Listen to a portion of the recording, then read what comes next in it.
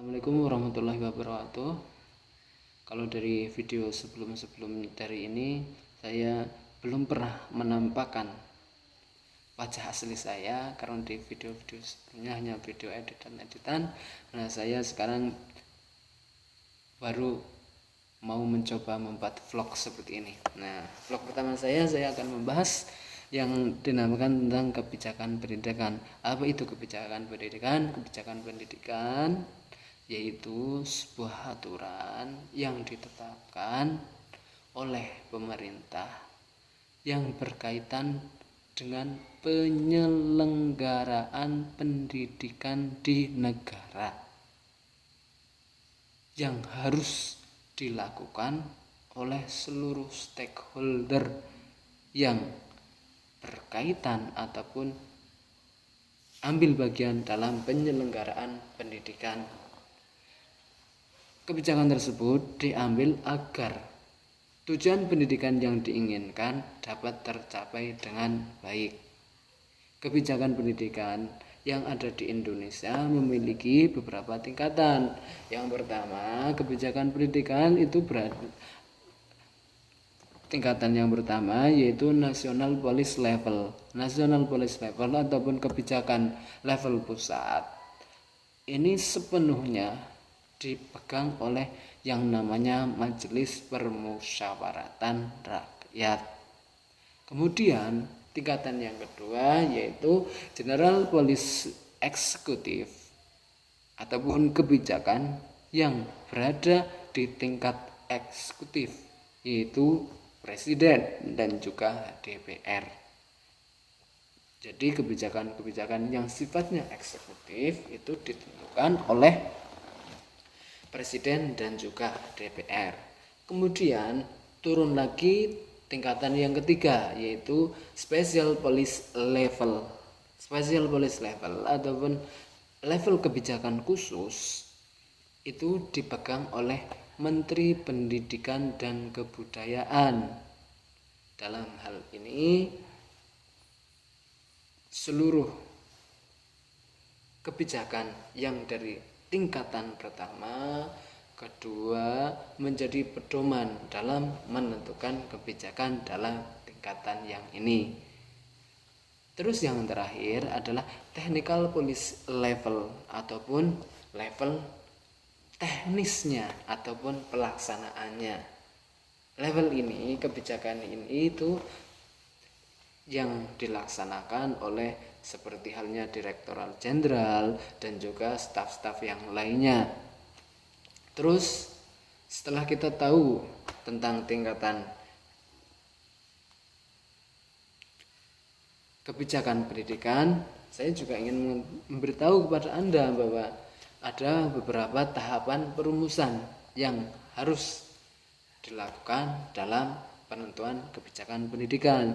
Yang pertama apa? Yang pertama identifikasi situasional ataupun kondisi yang sedang ada ataupun latar belakang dari seluruh stakeholder ataupun objek dan juga subjek pendidikan yang ada.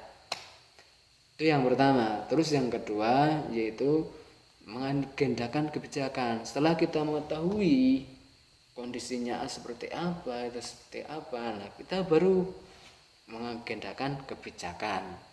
Terus yang ketiga yaitu pemilihan alternatif. Jadi kita melakukan pemilihan alternatif kebijakan-kebijakan yang akan kita ambil. Baru kemudian kita masuk tahap yang keempat yaitu penetapan kebijakan. Biasanya dalam penetapan kebijakan itu terjadi perbedaan pendapat yang sangat kuat.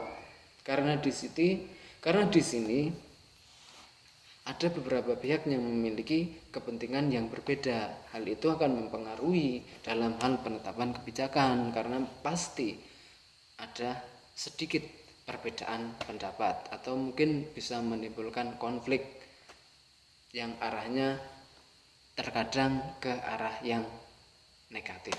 Terus yang terakhir yaitu menetapkan kebijakan. Menetapkan kebijakan dalam hal ini bisa nanti berupa undang-undang ataupun peraturan menteri ataupun lainnya. Itu adalah tahapan perumusan kebijakan. Terus kebijakan pendidikan yang sudah ada di Indonesia, contohnya seperti yang tahun kemarin dikeluarkan oleh beliau Bapak Menteri Pendidikan dan Kebudayaan Indonesia, yaitu Bapak Nadiem Makarim, yaitu yang berkaitan dengan PPDB ataupun penerimaan peserta didik baru.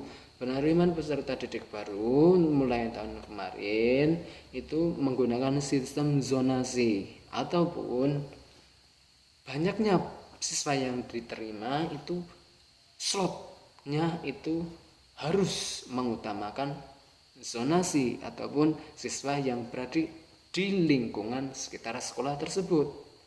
Jadi tidak boleh semisal kita sekolah yang berada di jarak lebih dari 20 km, itu nggak boleh. Jadi sekolah itu harus menerima siswa yang berada di lingkungan sekolah, itu sistem zonasi. Kenapa beliau menginginkan sistem zonasi? Karena beliau ingin meratakan pendidikan yang ada di negara kita, yaitu negara Indonesia. Selain itu, kebijakan pendidikan yang sudah kita ketahui yang ada di Indonesia seperti halnya kebijakan pendidikan wajib belajar 12 tahun. Kenapa pemerintah mewajibkan belajar 12 tahun? Karena pemerintah itu sudah menganalisis ataupun memperkirakan daya pikir efektif dari warga Indonesia, yaitu sekitar umur 6 sampai 18 tahun. Jadi dalam umur rentan itu pemerintah mewajibkan rakyat Indonesia untuk menyekolahkan anaknya. Terus itu kebijakan pendidikan yang diambil dalam situasi hal yang biasa ataupun keadaan normal.